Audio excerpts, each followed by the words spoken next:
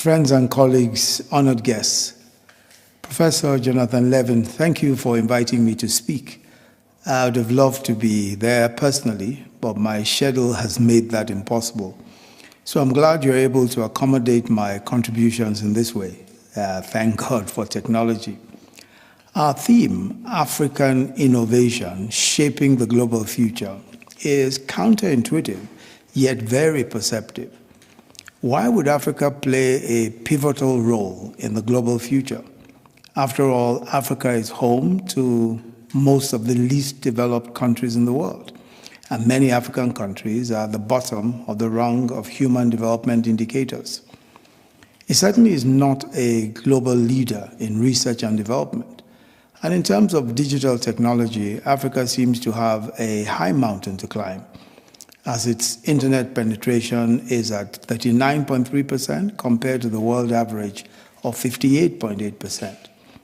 But I would say that it is precisely because of its developmental limitations, its distance from the frontier of economic development, that Africa needs to innovate, and in so doing will catch up and indeed set the pace for the rest of the world.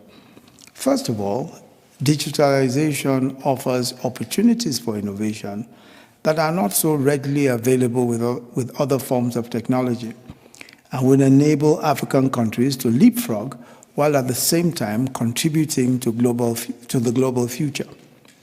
It's now well acknowledged that the tech sector in Africa holds a lot of promise. There are said to be almost 700 innovation hubs on the continent, and venture capital funding continues to expand at a very rapid pace. This last frontier continent offers opportunities for using innovation to solve the huge deficits in financial inclusion, in human capital development, in access to electricity, in access to clean energy, in access to credit and payment processing. So, for example, the story of mobile telephony in Nigeria, which has created the basis for the widespread use of digital technologies, is an important one. From barely 300,000 telephone connections at the turn of the millennium, we now have up to 188 million active mobile lines in the country. The use of mobile telephones in Nigeria has completely redrawn the economic landscape of the country. In addition to making it easier to communicate, smart devices are now the major way of making payments, of booking air tickets, of ride-hailing, of accessing streaming services, and listening to music. The revolution spawned by mobile telephones would have been difficult to imagine if it had not already happened. So a good example is financial inclusion. Using technology, notably by taking points of sale services to the informal sector, Nigerian fintechs have helped to overcome the challenges of limited access to banking services, and by so doing, ramped up financial inclusion in the country. So they've begun to spread into the rest of the continent, and in many ways have become global leaders.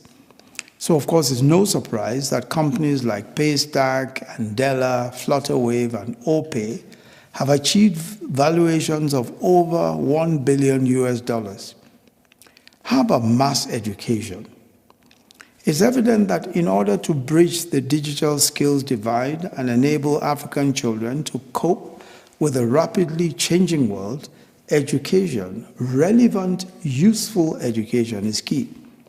Yet, given the fact of its rapidly growing population and the relative lack of resources, it is clear that Africa cannot keep up with the bricks and mortar approach of educating its young. So, innovation is the only way to avoid this dilemma, and we must explore the opportunities to educate a large number of young people. And there is already significant activity in the ed-tech space.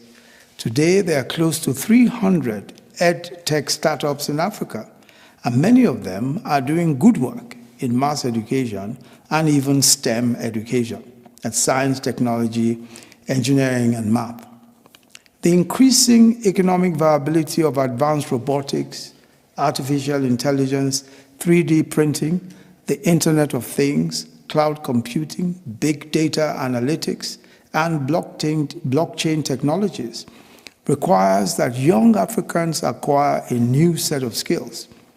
The skills that will be required range from basic digital literacy to knowledge of software and hardware engineering that's required to build and maintain ICT equipment and systems upon which comes the top layer of the ability to use digital tools innovatively. So Africa must promote talent and the acquisition of relevant skills for its citizens, especially its young people, in the next few years. We already have companies like Andela that's focused on top-class software engineering talent in Africa. And Andela has done quite a bit of work in providing, that class of, software engineers, while Paystack has teamed up with Lambda to provide world-class full-stack developer education for free. Productivity remains a problem for Africa. So agricultural production, for example, is well below its potential, despite having 25% of the world's arable land, of which 50% is uncultivated. If care is not taken, the continent will continue to have unsustainable dependence on food aid and increasing food security. But again, it is clear that it is innovation that must come to the rescue. And there are many takers filling the gaps in many parts of the agricultural value chain. There is, for example, a startup called Kubeco from Côte d'Ivoire in West Africa, which produces low-cost equipment that is able to process bio-waste into organic fertilizer. Now, at a time when global oil and gas prices are at record highs, this sort of innovation will help to reduce the cost of producing food while reducing post-harvest losses. There are also quite a few fast-growing, technology-driven agricultural companies. There's, for example, Thrive Agric, which recently secured a $56.4 million debt funding from commercial banks and institutional investors. And what this company does is that it links African farmers to capital, to data-driven best practices, and local and global markets for their commodities. Now, access to credit, especially for small farmers and informal traders, has also remained a major challenge. But also, it's an important opportunity for innovation. In 2016, in order to facilitate a major government program on microcredit for 10 million informal traders, which is the largest of its kind in Africa, the Nigerian Bank of Industry commissioned a digital platform for that purpose. And it proved to be tremendously successful and has now led to the commissioning of its growth platform, which engages 22,000 agents living across Nigeria. Each agent is equipped with the platform's proprietary mobile technologies. They receive mandates to capture and digitize businesses eligible for its growing suite of microcredit programs. So this has proved to be extremely successful. In some cases, these agents, and they're called human banks, open the first ever bank account or mobile wallet used by microenterprises. Every detail of each of the businesses is trackable centrally at the Bank of Industry. Images and facial IDs of every micro, small, and medium entrepreneur where applicable. Now, climate change is yet another issue, and it continues to pose serious risks for Africa and could hamper even our post-COVID recovery and cause 86 million Africans or more to migrate within their own countries by 2050. The current solutions to tackling climate change also pose a dilemma for Africa in the sense that they take no account of the continent's energy poverty. And it's estimated, for instance, that only 40% of Africans have access to electricity. So Africa must find a pathway to improving energy access, which is so vital for economic development, while making its own contributions to tackling climate change. This is why startups like Reedy in Nigeria, which produces and rents out solar-powered batteries, holds out great promise to increasing access to electricity while helping to save costs. So it's estimated that small businesses in Nigeria spend up to 40% of their daily expenses on electricity, an amount which, if you use Ready, will be reduced to about 10%. In a similar vein, Africa's creative sector is doing very well and building new talent across the sector, and also leveraging new technologies, even NFTs. There's also the use of virtual reality to bring Africa to the world by showcasing our arts, museums, and culture.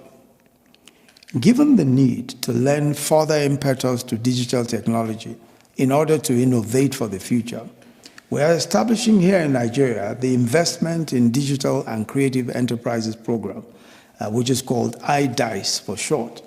So iDice is supported by the African Development Bank, by the Islamic Development Bank, and the French Development Agency, and to raise about $600 million to support 4 key pillars of our technology and creativity ecosystem. And the 4 pillars are finance and investment, catalytic infrastructure, skills, and policy development. There's, of course, some concern that the increasing use of digital technologies could lead to a loss of jobs as industrial robots and automatic teller machines replace people.